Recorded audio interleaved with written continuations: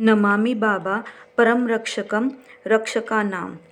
बेगूसराय में मेरा निवास एक गली में पड़ता था। मुख्य मार्ग को छोड़ करीब 25 गज दूरी गली में जाना पड़ता था, तब मैं अपने मकान में जा पाता था। निवास 2 मंजिले पर था।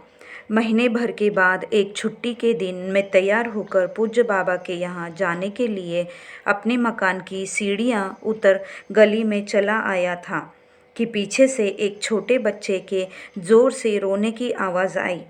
पीछे मुड़कर देखा तो मेरा पारिवारिक सहायक मेरी छोटी बच्ची को, जो घुटनों के बल चलती थी, गोद में लिए चुप करा रहा था। मैंने लौट कर पूछा तो पता चला कि वह बच्ची चुपचाप मेरे पीछे पीछे घुटनों के बल आ रही थी और मैं सीढ़ी पर का छोटा फाटक बंद करना भूल गया था। इस बच्ची ने मेरे पीछे पीछे सीढ़ी से उतरने का जब प्रयास किया तो वहीं से लुढ़क गई और करीब 10-12 सीढ़ियाँ से लुढ़कती हुई गली में गिर पड़ी थी। चोट तो अधिक नहीं आई थी, परंतु लड़की डर अधिक गई थी, इसीलिए उसको चुप कराने और स्वाभाविक रूप में लाने में समय लग गया और मेरी गाड़ी छूट गई। दूसरी गाड़ी दोपहर के बाद जाती थी, उसी से मैं बाबा के यहाँ गया। शाम को जब मैं दूसरी गाड़ी से बाबा के यहाँ पहुँचा तो प्रणाम कर बाबा के साथ टहलने चल दिया। रास्ते में पूज्य बाबा ने कहा, मैं उम्मीद कर रहा था कि आज तुम दिन में ही आ जाओगे। मैंने कहा, हाँ बाबा, चला तो था 10 बजे वाली गाड़ी पकड़ने के लिए, परंतु छोटी बच्ची के गिर जाने के कारण वह गाड़ी छूट गई और मैं दूसरी गाड़ी से आया हूँ। इस छोटी बच्ची के गिरने का समाचार सुन पूज्य बाबा कुछ दुखी हुए और संवेदना प्रकट करने के फलस्वरूप उनके मुंह से निकल गया, मेरे मुंह से अनायास ही निकल गया, बाबा, इस बच्ची को तो किसी राजे महाराजे के घर में जन्म लेना चाहिए था, क्योंकि यह बच्ची इतनी छोटी होते हुए भी अपने किसी भी हरकत या काम में रोक या अवरोध पसंद नहीं करती। अगर किसी प्रकार प्यारपूर्वक भी रोक दिया जाए तो तमतमाहट के साथ उसका मुखमंडल लाल हो जाता है और फिर बेहोश हो जाती है। मैंने इसको और स्पष्ट करने के लिए कहा कि एक दिन घुटनों के बल चलती हुई वह नाली की ओर जा रही थी। पारिवारिक सहायक ने प्यार से उसे रोक लिया और उसे गोद में उठा लिया। बस फिर क्या था, उसका मुखमंडल लाल हो गया और वह बेहोश हो गई। डॉक्टर से भी दिखाया, किंतु कोई फायदा नहीं हुआ। अब डॉक्टर लोग कहते हैं कि सयानी होगी तो अपने आप ठीक हो जाएगी। इतना सुनने के बाद पूज्य बाबा ने कहा, डॉक्टर्स आर इडियट, वे बेवकूफ़ है। कुछ दिन ऐसा होता रहा तो वह कॉन्जेनिटली इडियट हो जाएगी। मैंने प्रार्थना की कि बाबा, अगर लड़का होता तो कॉन्जेनिटली इडियट होने के बाद भी किसी तरह संभाला जा सकता था, पर यह बच्ची तो लड़की है, इसका क्या होगा। कृपा निधान बाबा ने कहा, चिंता न करो, उसको व्यापक स्नान कराओ, सब ठीक हो जाएगा। अगले 3 दिन व्यापक स्नान करा दोगे तो टेम्पररी क्योर हो जाएगा और 30 दिन करा दोगे तो परमानेंट क्योर हो जाएगा। पूज्य बाबा ने असीम कृपा कर व्यापक स्नान की विधि भी बता दी। साथ ही बाबा ने कहा, तुम्हें अभी कोई संतान शोक तो नहीं। इस स्नान की विधि में एक छोटे टब या नाद की आवश्यकता पड़ती है। मैं इस चिंता में था कि कहीं ऐसा टब या नाद मिल जाए कि इस छोटी सी बच्ची को सुविधापूर्वक 30 दिन स्नान कराया जाए, परंतु दुर्भाग्य ऐसा कि कोई छोटा टब या नाद बाजार में नहीं मिला। इस खोज और चिंता में 1 महीना से अधिक समय निकल गया। एक दिन संध्या समय में मैं और मेरी पत्नी आपस में बातें कर रहे थे कि पूज्य बाबा के कहे मुताबिक मंजू को स्नान कराने का उपाय नहीं हुआ और मैंने टब के लिए फिर लाचारी बताई कि समझ में नहीं आता क्या करूं। पूज्य बाबा की कृपा से जिस दिन बाबा को मंजू के गिरने की बात बताई थी उस दिन से अभी तक उसे बेहोशी का दौरा नहीं पड़ा था।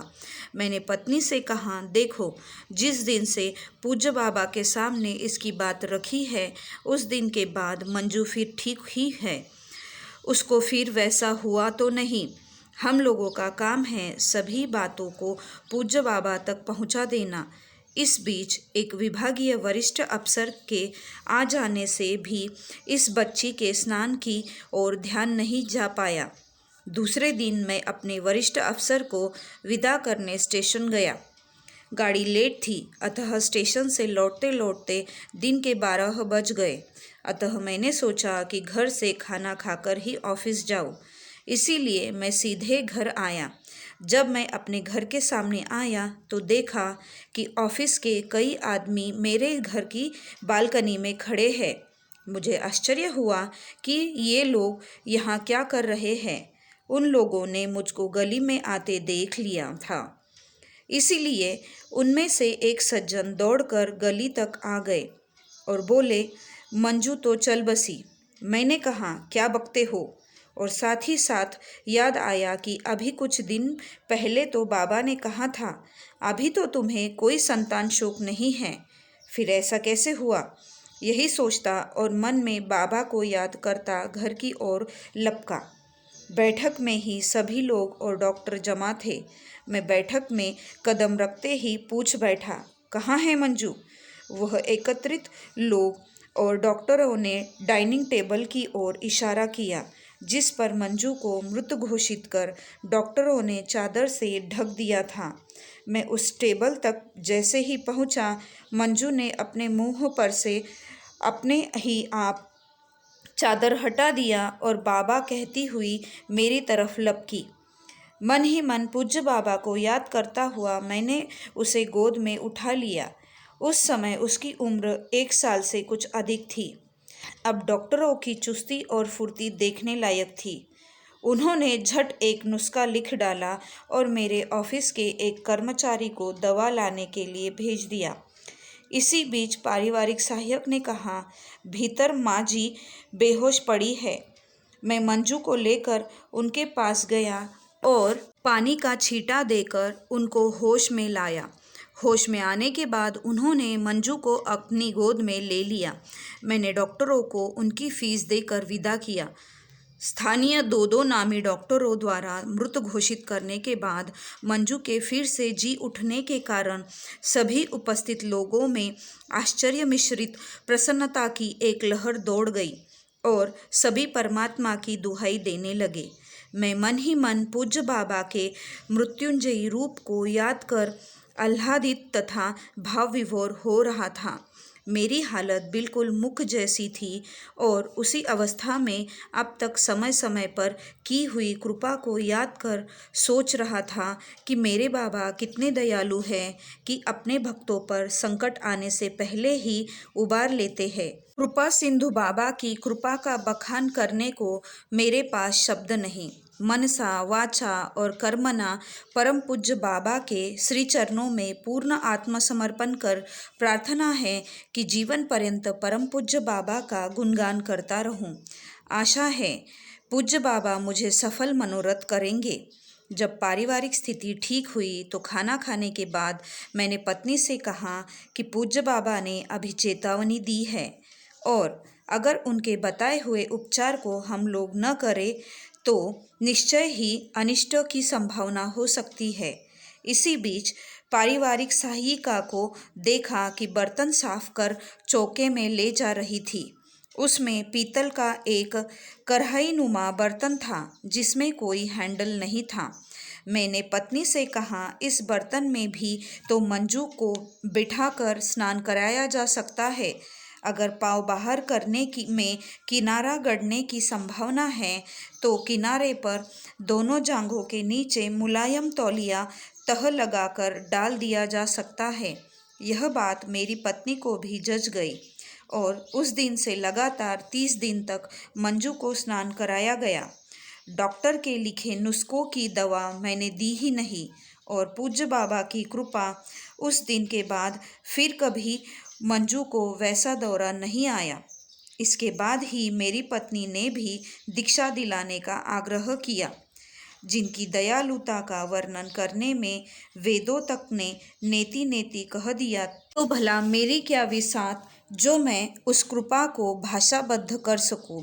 मैं तो अपनी मुखवाणी से यही कहता हूँ कि कृपालुशील कोमल बाबा साधक असाधक सब पर दया करते हैं तथा उसे अपनी शरण में लेने को तत्पर रहते हैं। जब मैं दूसरी बार पूज्य बाबा के यहाँ गया तो अपनी पत्नी की दीक्षा के लिए बाबा से प्रार्थना किया और परम कृपालु बाबा ने कृपा कर अनुमति दे दी। फिर जब मैं पूज्य बाबा के साथ टहलने चला तो मैंने पूछा, बाबा इतनी अच्छी चीज़ को पिक एंड चूज के हिसाब से क्यों दीक्षा दी जाती है? ऐसी अच्छी चीज़ तो सबों को देने की कृपा की जाए। पूज्य बाबा ने कहा, दीक्षा और साधना संस्कार देखकर ही दी जाती है। फिर भी तुम आग्रह करते हो तो जो जिज्ञासु और इच्छुक व्यक्ति दीक्षा लेना चाहे उनका नाम और पता लिखकर मुझको दे देना। मैं उनके संस्कार देखकर ही दीक्षा देने की अनुमति दूंगा। बात असल यह थी कि बाबा से दीक्षा लेने और साधना करने के बाद मुझ में जो परिवर्तन आया था उसे देखकर बहुत से लोग दीक्षा लेने और साधना करने की बात सोचने लगे थे।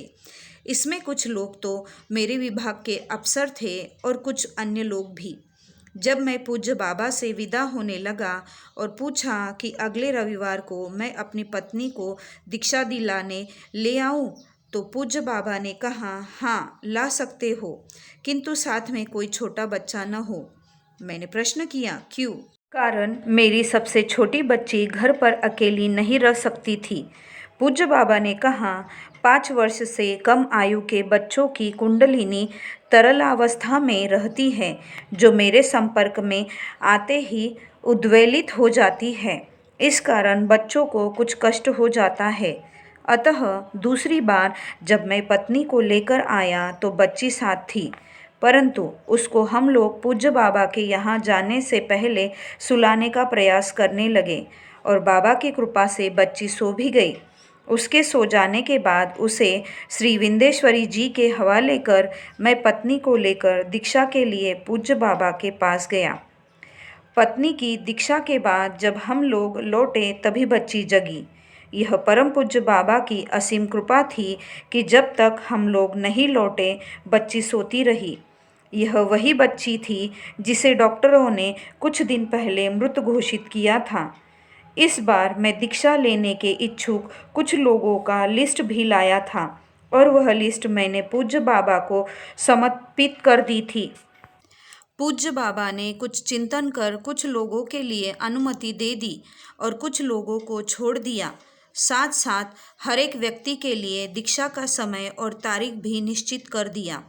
जिन लोगों को अनुमति मिल चुकी थी उन लोगों को मैंने समय तथा तारीख की सूचना दे दी और साथ साथ श्री विंदेश्वर जी का पता दे दिया, जो उन लोगों को समय पर पूज्य बाबा के चरणों में पहुंचा देते थे।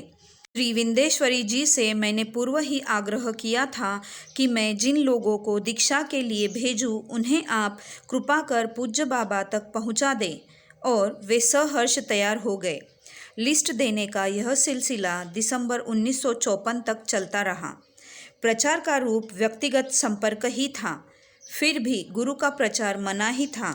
पूज्य बाबा का कहना था, गुरु के प्रचार से जो प्रचार होगा वह स्थायी नहीं होगा।